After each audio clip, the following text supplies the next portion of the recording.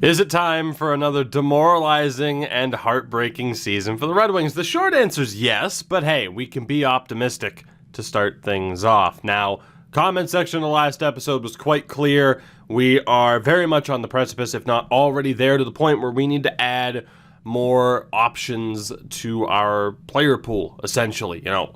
For one reason or another, the draft luck simply hasn't been there to this point. Now we're here at the 2027-2028 season.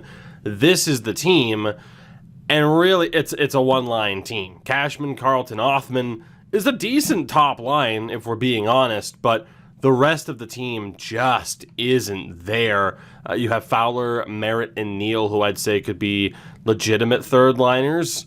That's about it. So we have this team set up with the best chemistry we can possibly have. It's the same 12 forwards that we had last season as well, which isn't a surprise. I'm going with the best overall team I can, as opposed to worrying about potentials at this point. But is this team going to be good enough to push for a playoff spot? Probably not, especially when the defense looks like this. We have one NHL caliber defenseman, and Matthew Bales, you could argue, is at least depth worthy, but still not quite there. Cody LaCosta is the only new name on this team this season. The goaltending tandem now is 77 and a 75. I mean, neither are listed as NHL caliber goalies right now. It's rough. And there were some good suggestions, of course, whether it just be, hey, add Sarnia for now, add the Sioux in a few years, add USA East. There was a suggestion as well. And I want to shout out one Sasha Borwick, just in case I forget to put the comment up on screen.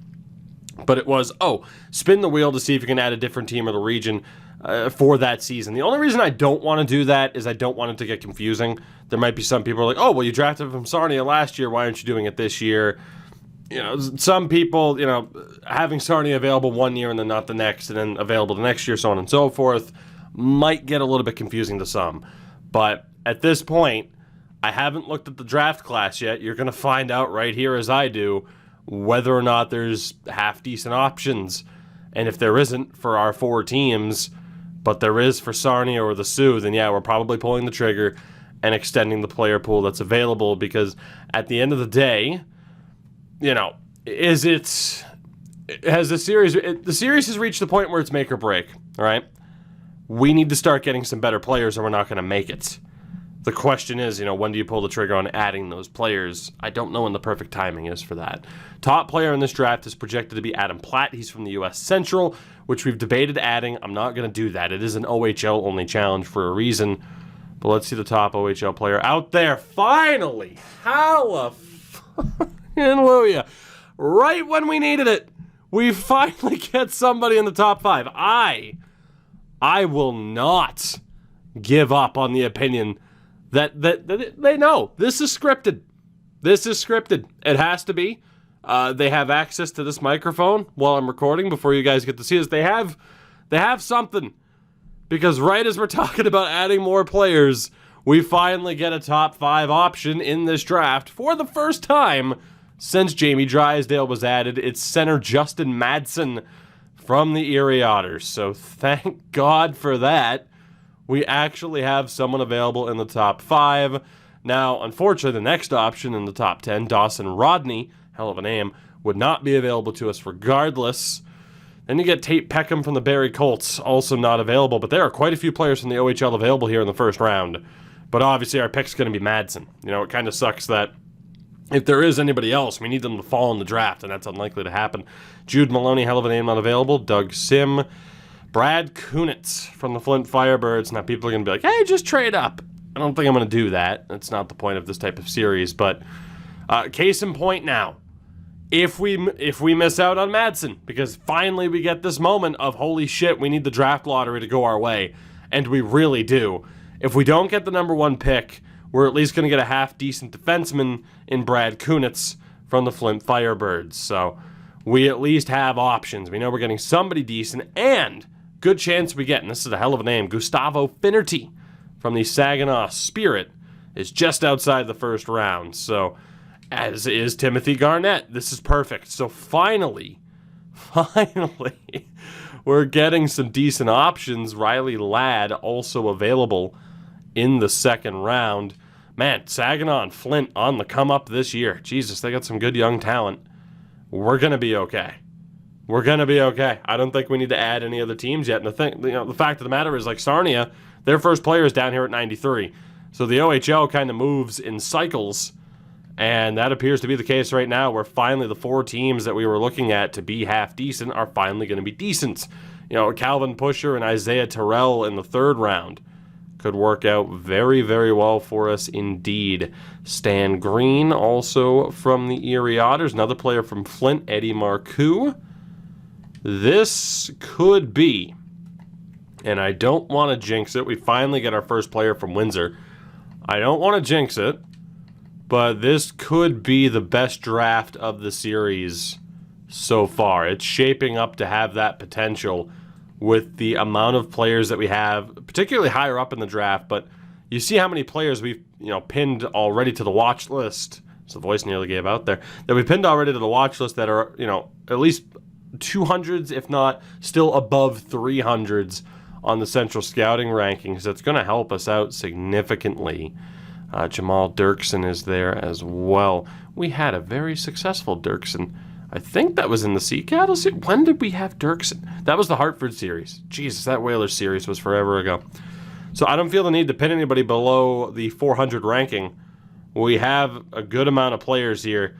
We're on pace for our best draft yet. The question is now, I have to keep an eye on this team to make sure we have the top lottery odds, because we need the top odds.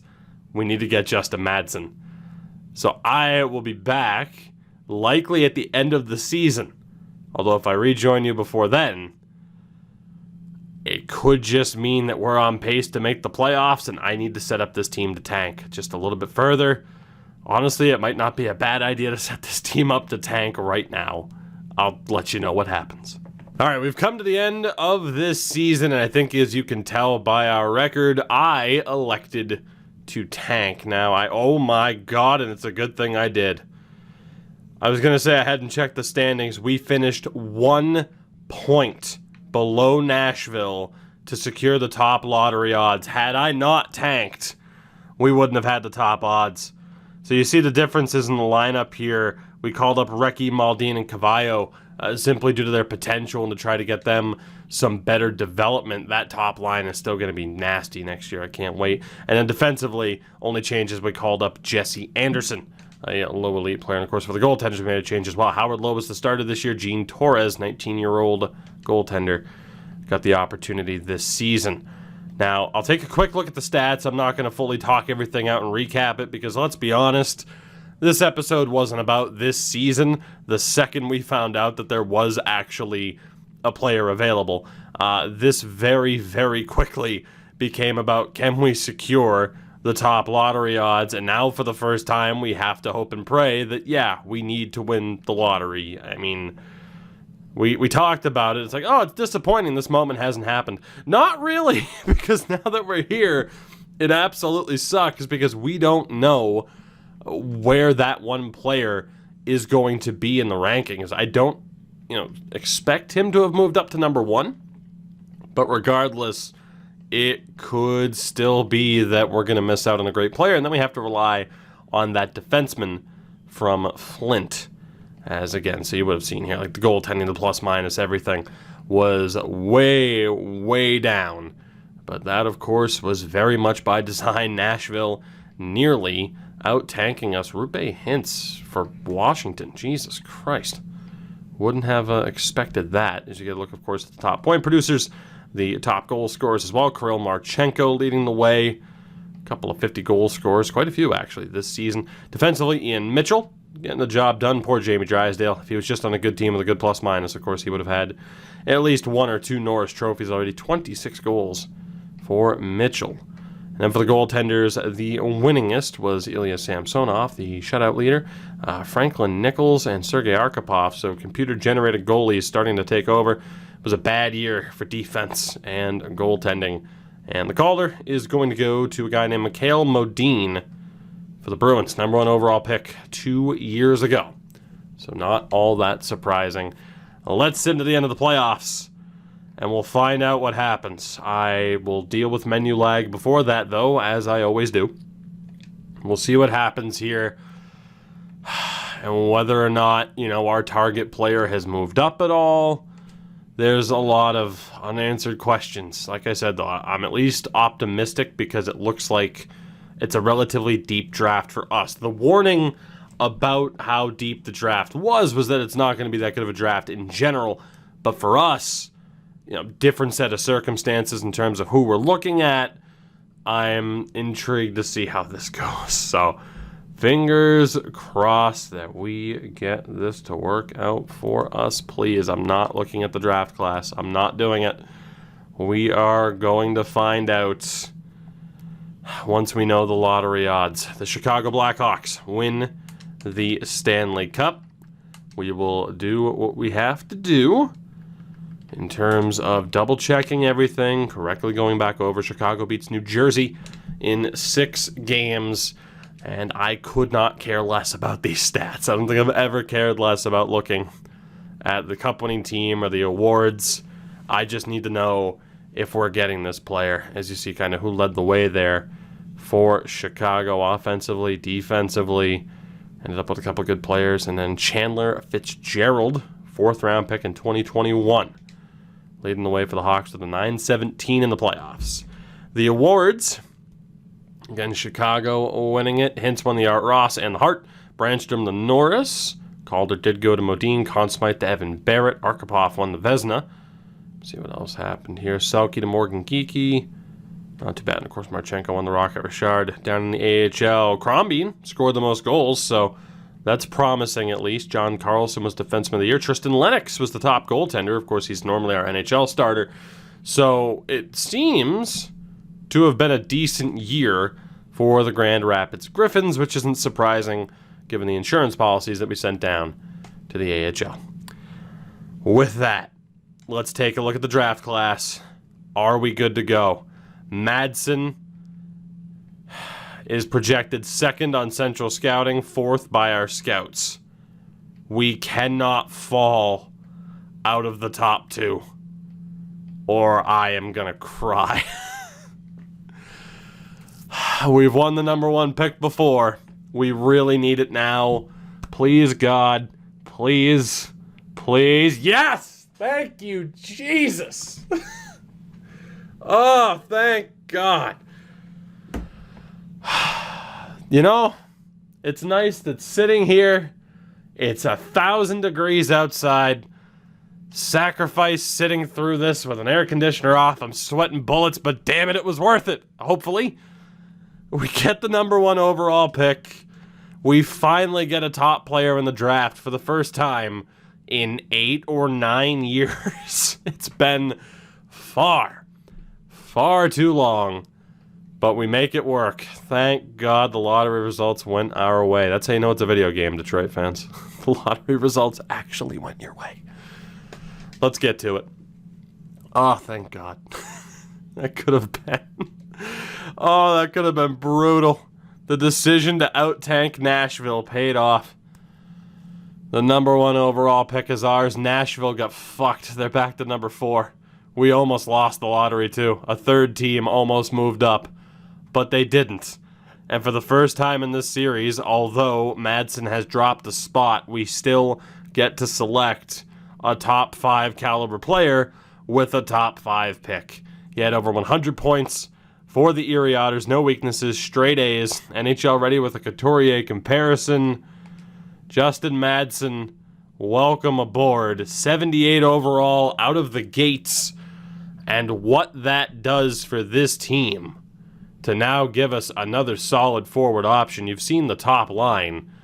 And I mean, if that moves Carlton back to the second line eventually, that means we have Cashman, who, thank God, he panned out, right? My God, 3rd round pick. He's showing up as a 90. Eventually to be able to have Madsen, Othman, Cashman as our top line. If we can just get help for Carlton, which might be Madsen or Merritt and Neal, I should say, the top 6 might be taking shape. Just maybe. We still got a long way to go. But that is a gigantic victory for the Detroit Red Wings in this draft. Now, just for shits and gigs, Kunitz is at 23. We're going to see who he's selected by, and then we still have those players who are projected to go in the early stages of the second round. Platt was medium franchise, so that kind of puts a damper on who we have, but I'm not complaining. Let's go ahead and skip down the line here, and we'll see. Kunitz was a medium top 4. Thank God we didn't have to settle for that. Just such a drastic difference in quality. So with that, here in the second round, it is between quite a few people, if we're being honest. Between Ladd and Finnerty. We're only going to get one of them. Oh boy. So Finnerty, Garnett, Moran, or Ladd. Riley Ladd, 39-point season. Good shot. No weaknesses, apparently, even though those grades are accurate. 3-year ETA, but a confirmed low top 6. Martin Moran. 4-year ETA with a McDonough comparison. Garnett. 3 years out, Zetterberg comparison. Zetterberg comparison at 6'5", huh? And then Finnerty. That's tough. So 4 years out for Finnerty. 3 years out for Garnett. So we're going with Garnett over Finnerty. Moran, 4 years out. 3 years out as well for Ladd. I'm going to take out Ladd because I'd rather just risk it with Garnett. So it's either we're going for Moran or Garnett. And I think it's worth trusting Timothy Garnett. I'm a little bit concerned about the personality type, but I think that's the way to go. I mean, last year's draft was very defense heavy. This looks like it's going to be this, or the opposite, very forward heavy, even though the defensemen that we selected weren't great.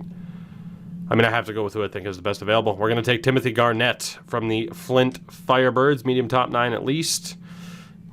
That was the right pick. Medium top 6, 63 overall. This is the draft that we were dying for, at least through the first 2 rounds. We're still going to need some defensive help here in the future. Finnerty was decent, but he wasn't Garnett level. Walsh was insane, Jesus. Or Kavanaugh, my God. Wish some of these other players could have been available to us, but we still did very well given the circumstances. So, like I mentioned, this was the draft that we needed. Moran wouldn't have been the pick either. We made the right call. Thank God for that. We go to the third round. 2 fantastic picks for us so far. How I wish Len Kalanos was available. Terrell is the next to go. Isaiah Terrell. I-Z-A-I-A-H. Isaiah. Fair enough. He's not going to be very good. From what I can tell, he's not going to be very good, but beggars can't be choosers. As long as he's a medium bottom 6, it'll be okay. Medium top 9 would be great. He is a medium top 9. He's only a 55, but those are 3 pretty damn solid picks to kick off this draft. Like I said, when we really, really needed it the most. Pusher's next. He's the obvious choice. We just have to hope that Calvin isn't complete garbage. Another medium top 9 would be amazing. And low top 9. Ugh. Not a great potential. That's our first pick, though. The first pick where you're like, it kind of sucks. For that to be in the 4th round, it's a sign of a pretty good draft. From here, though, we're looking at Comrie. Overager from the Windsor Spitfires, but again, beggars can't be choosers. Not expecting much here. Another low top 9. We did our damage with the first 3 picks. That's all I can really say. We'll see what else, or who else we have here. 156 overall. We get to a couple of options. More options down here than I thought. Maybe I should have gone off the board. Eli Urquhart. Nick Amiche, also meh. Stan Green, potentially meh. Griffin Sod, potentially meh. Well, just off of need, let's go for the defenseman. We'll take Griffin Sod from the Saginaw Spirits. Hope for the best here. Medium 7th, that's decent. I'm not expecting anybody that we just passed on to be all that good. I'm not seeing any of them so far. Anyway, Meach was medium bottom 6, Urquhart, Green. Yeah, no, we made the right choice there. Much rather have a medium 7th defenseman out of all of them. And that brings us to our final pick of this draft, and it's going to be between one of these 5. Quentin Schneider, Not much to go off of there. Morgan Clemenson, I guess we never ended up scouting, but he's way down there anyway. Dirksen, we never ended up scouting either. I don't want to go with the guys in the 300s. It's going to be Marcoux or Kron. Both are 18. ETAs are about the same. Grades are about the same. Marcoux, very solid point total. We're going to go for Edward Marcoux from the Flint Firebirds with our final pick. Low bottom 6. So a top-heavy draft for us, but one that we desperately needed. We finally get a true number 1 overall pick. Now, whether or not the rest of the team comes up around him, we'll see. But thank God, things might be looking up for the Detroit Red Wings. That'll do it for this one. Hope you enjoyed. Again, sorry for the delays between uploads. Trying to get a proper balance to everything going on in my life. But I thank you guys regardless. You know the deal. Support the video, support the channel. Check out everything in the description if you haven't already done so. And of course, a shout out to my patrons over on Patreon. I promise there will be another Houston episode up very, very soon. Probably on Monday is my guess. Till next time, have a good one. Take it easy. Stay safe. And God damn it, let's hope that draft's a sign of things to come.